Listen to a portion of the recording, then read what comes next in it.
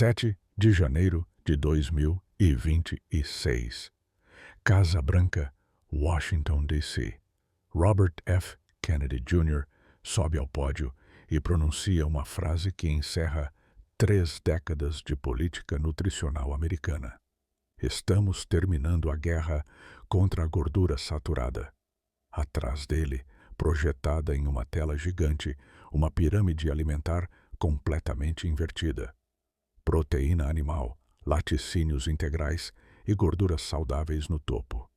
Grãos integrais espremidos lá embaixo, na base estreita. Tudo de cabeça para baixo em relação ao que 3 gerações de americanos aprenderam na escola.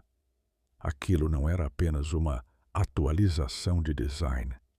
Era a admissão mais próxima que o governo americano já chegou de dizer: passamos mais de 3 décadas dando o conselho errado sobre alimentação, e você pagou o preço disso com o seu corpo. Mas, se você acha que essa mudança súbita veio de uma descoberta científica recente, você está enganado. A verdade é muito mais sombria. Porque os cientistas que criaram a pirâmide alimentar original, em 1992, já sabiam que aquelas recomendações estavam erradas. Eles gritaram, protestaram, enviaram relatórios detalhados, alertando sobre o desastre que estava por vir, e foram completamente ignorados. O que aconteceu entre a ciência real e o gráfico colorido, que foi impresso em caixas de cereal, pendurado em salas de aula e ensinado como verdade absoluta para milhões de crianças, é uma das histórias mais perturbadoras de como a indústria de alimentos reescreveu as regras da saúde pública para proteger bilhões de dólares em lucro. E se você quer entender por que 70% dos adultos americanos são obesos hoje, por que 1 em cada 3 adolescentes tem pré-diabetes e por que gerações inteiras cresceram acreditando que margarina era mais saudável que manteiga, você precisa conhecer essa história desde o começo, porque o que você comeu durante 3 décadas não foi baseado em ciência, foi baseado em política. Parte 1. Anos 80. A criação. Início dos anos 80. Nova York. Louise Light, doutora em educação e especialista em nutrição, está lecionando na Universidade de Nova York quando recebe um convite inesperado. O Departamento de Agricultura dos Estados Unidos, o famoso USDA, quer contratá-la para liderar a criação de um novo guia alimentar que substituiria o antigo modelo dos 4 grupos básicos de alimentos, que existia desde 1956. A missão parecia nobre: criar um guia visual simples que qualquer americano pudesse entender, mostrando exatamente o que comer para ter saúde. Louise aceitou. E durante anos, ela trabalhou junto com uma equipe de nutricionistas sérios, analisando pesquisas, consultando especialistas, construindo recomendações baseadas na melhor ciência disponível. O que eles criaram era revolucionário. A base da pirâmide deveria ser frutas e vegetais frescos, de 5 a 9 porções por dia. Grãos integrais apareceriam em quantidades moderadas, de 3 a 4 porções diárias. Carnes magras e laticínios com baixo teor de gordura teriam papel secundário, de 1 a 2 porções. E gorduras deveriam vir principalmente de fontes saudáveis, como azeite, abacates e nozes. Era um plano alimentar sólido, baseado em evidências, projetado para combater as taxas crescentes de doenças cardíacas e obesidade que já começavam a preocupar os especialistas na época. Mas então, algo aconteceu. Quando o documento final chegou ao escritório do secretário de Agricultura para aprovação antes da publicação, Louise recebeu uma ligação. Haviam feito algumas mudanças. Ela deveria revisar a nova versão antes da impressão. O que ela viu a deixou paralisada. As 5 a 9 porções de frutas e vegetais que deveriam ser a base da alimentação tinham sido reduzidas para míseras 2 a 3 porções por dia. No lugar delas, dominando a base gigante da pirâmide, estavam os grãos.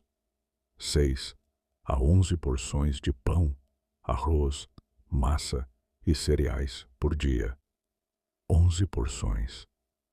Imagine comer 11 fatias de pão por dia e achar que isso é saúde. Carnes magras foram substituídas por carnes em geral, sem distinção entre cortes magros e gordurosos.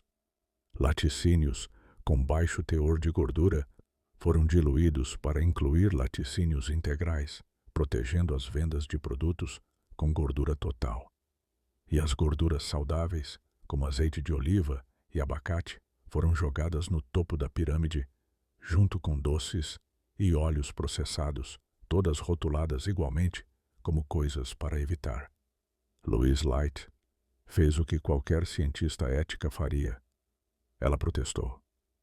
Enviou relatórios, marcou reuniões, explicou que aquela versão alterada da pirâmide iria criar uma epidemia de obesidade e diabetes, porque estava ensinando as pessoas a basearem sua dieta em carboidratos refinados que o corpo processa exatamente como açúcar. A resposta que ela recebeu foi simples e brutal. As mudanças não eram negociáveis. O documento seria publicado daquele jeito. E foi exatamente isso que aconteceu. Parte 2.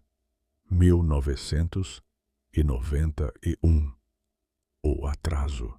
Abril de 1991. Washington, D.C. A pirâmide alimentar estava pronta para ser lançada ao público. Os folhetos tinham sido impressos. A campanha de divulgação estava programada.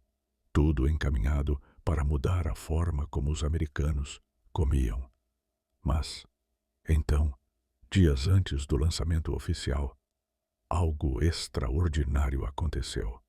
O USDA interrompeu tudo, cancelou a publicação, recolheu os materiais e anunciou que a pirâmide precisava de mais um ano de revisão e testes. O motivo oficial: necessidade de mais pesquisa científica. A verdade? A Associação Nacional de Pecuaristas tinha visto a cobertura da mídia sobre a pirâmide e ficado furiosa. Carne vermelha estava sendo colocada no mesmo grupo que gorduras e laticínios, o que eles consideravam uma estigmatização de seus produtos. A Federação Nacional de Produtores de Leite se juntou ao protesto. O lobby da indústria de alimentos entrou em ação. Reuniões fechadas, pressão política, ameaças veladas sobre consequências econômicas. E o governo cedeu. Durante todo aquele ano seguinte, a pirâmide passou por revisões que nada tinham a ver com ciência e tudo a ver com apaziguar interesses corporativos. O custo para os contribuintes: $900 mil adicionais. O custo para a saúde pública: incalculável.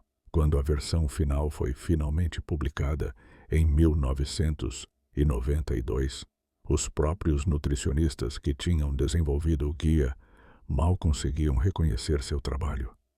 As mudanças eram gritantes. A cor da categoria de gorduras saturadas tinha sido alterada de vermelho para roxo, porque os produtores de carne temiam que vermelho ficasse associado à carne vermelha na mente dos consumidores. Você leu certo.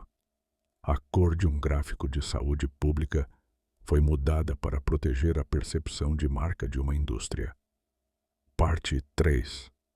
A epidemia que foi anunciada, 1992 a 2000 2011.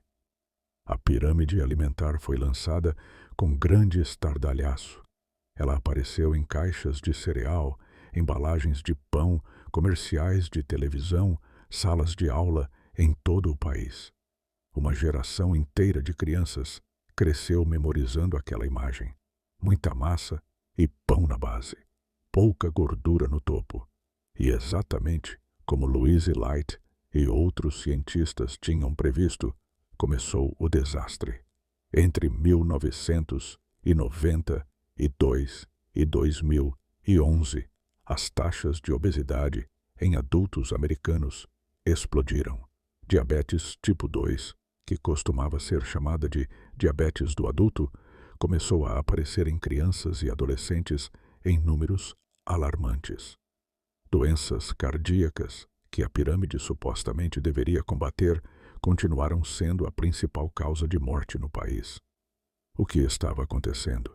As pessoas estavam seguindo as recomendações oficiais, comendo pão no café da manhã, massa no almoço, arroz no jantar, evitando gorduras como se fossem veneno, escolhendo margarina em vez de manteiga, comprando produtos com rótulos de baixo teor de gordura, sem perceber que quando você remove a gordura de um alimento, precisa adicionar açúcar e sal para compensar o sabor.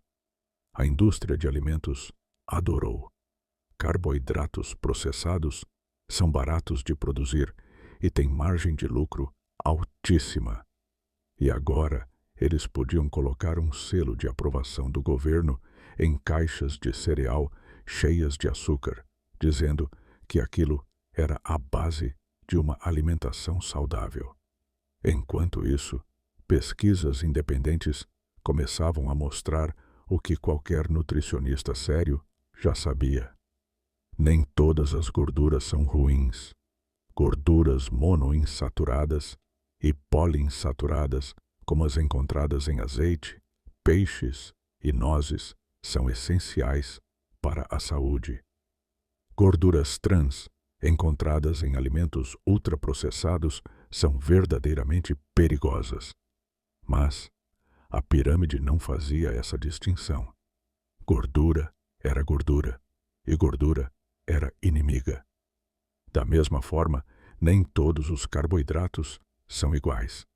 Grãos integrais têm fibras e nutrientes. Pão branco, farinha refinada e cereais açucarados são praticamente açúcar com outra embalagem. Mas, novamente, a pirâmide não fazia essa distinção. Grão era grão, e você deveria comer de 6 a 11 porções por dia. Em 2005, o USDA tentou uma correção.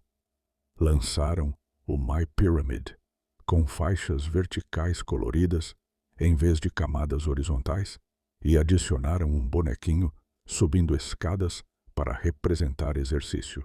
Mas o problema fundamental permanecia.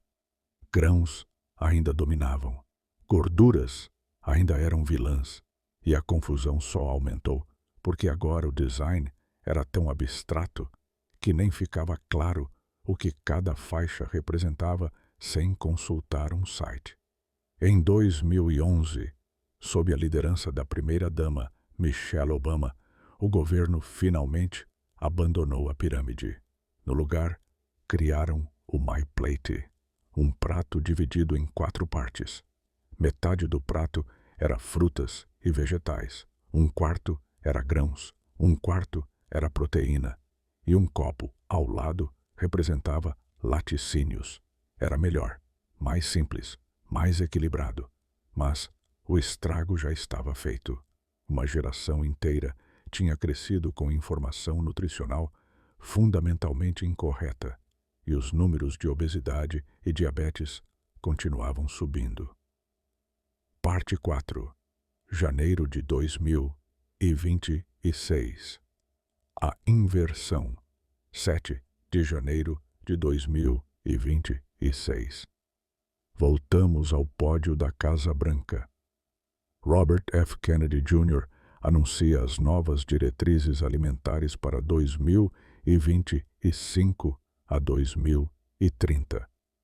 E elas são radicalmente diferentes de tudo que veio antes. A pirâmide está de volta, mas, desta vez, ela está literalmente invertida. No topo largo, ocupando a maior parte do espaço visual, estão proteínas animais, como carne vermelha, frango, ovos e peixes. Laticínios integrais, incluindo queijo e leite integral. Vegetais e frutas, gorduras saudáveis, de fontes como azeite, abacate, nozes e até manteiga e banha. Na base estreita, lá embaixo, estão os grãos integrais. 2 a 4 porções por dia, em vez de 6 a 11. Kennedy é direto. Estamos terminando a guerra contra a gordura saturada. Minha mensagem é clara. Comam comida de verdade.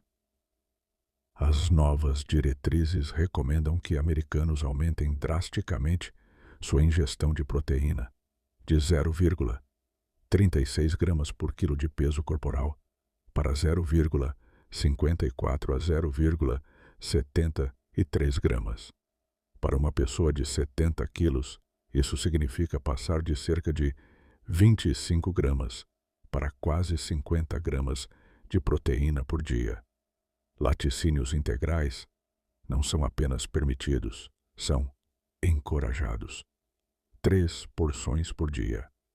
O limite de gordura saturada permanece em 10% das calorias diárias, mas agora o foco está em evitar alimentos ultraprocessados, não em evitar gorduras naturais. E pela primeira vez em décadas, há uma declaração de guerra explícita contra açúcares adicionados e carboidratos refinados. As diretrizes pedem redução dramática de alimentos, como pão branco, tortilhas de farinha, cereais matinais prontos, salgadinhos e doces. A reação foi imediata e dividida.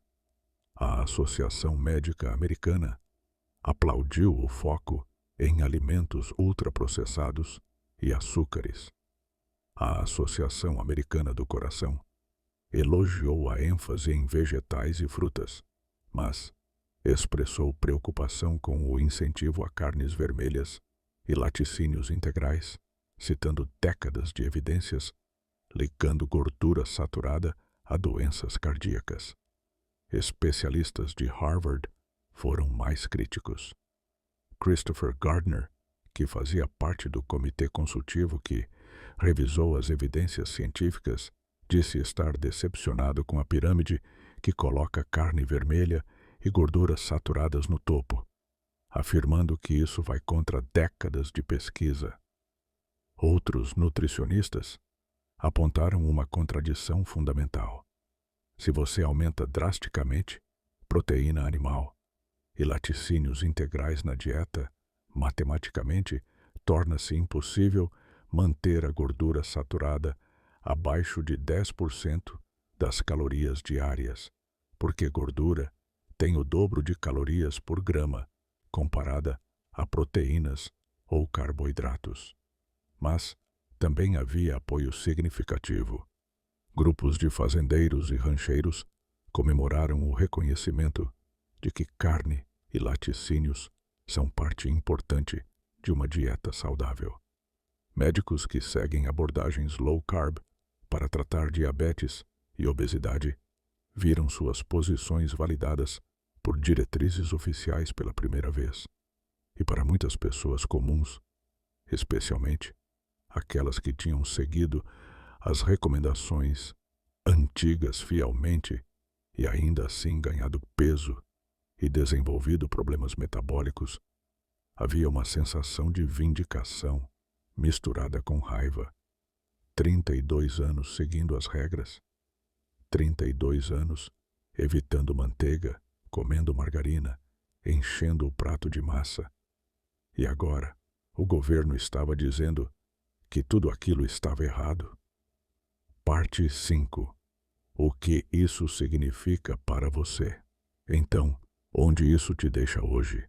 Se você cresceu nos anos 90 ou 2000, provavelmente aprendeu nutrição baseada na pirâmide de 1992.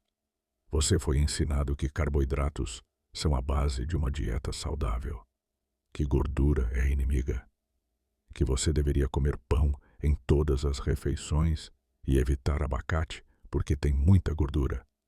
E se você seguiu esse conselho e ainda assim ganhou peso, desenvolveu resistência à insulina, ou se sente constantemente cansado apesar de comer direitinho, agora você sabe por quê. Não era falta de força de vontade. Não era preguiça. Era informação fundamentalmente incorreta sendo vendida como verdade científica. Mas antes de você sair correndo para encher o carrinho de churrasco e queijo, é importante entender algumas nuances que nem as diretrizes antigas, nem as novas, conseguem capturar completamente. Primeiro, nutrição não é uma ciência exata. Diferentes corpos respondem de forma diferente a diferentes alimentos. Algumas pessoas se dão muito bem com dietas mais ricas em carboidratos. Outras prosperam com mais proteína e gordura.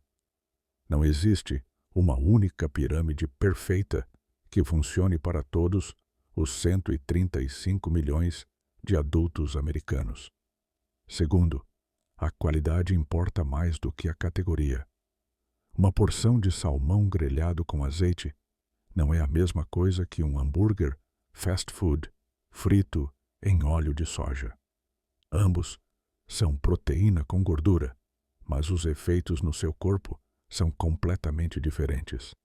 Da mesma forma, uma tigela de aveia integral com frutas frescas não é a mesma coisa que cereal açucarado de caixinha, mesmo que ambos sejam grãos na base da pirâmide antiga.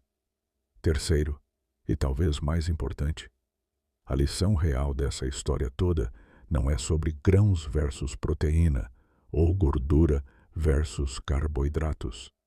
A lição é sobre confiar em orientações que foram moldadas por interesses econômicos em vez de evidências científicas puras. O fato de que lobistas da indústria de carne conseguiram mudar a cor de um gráfico de saúde pública. O fato de que produtores de grãos conseguiram multiplicar por 3 as recomendações de consumo. O fato de que a nutricionista que liderou a criação da pirâmide alertou especificamente que aquela versão causaria uma epidemia e foi ignorada. Isso não é ciência.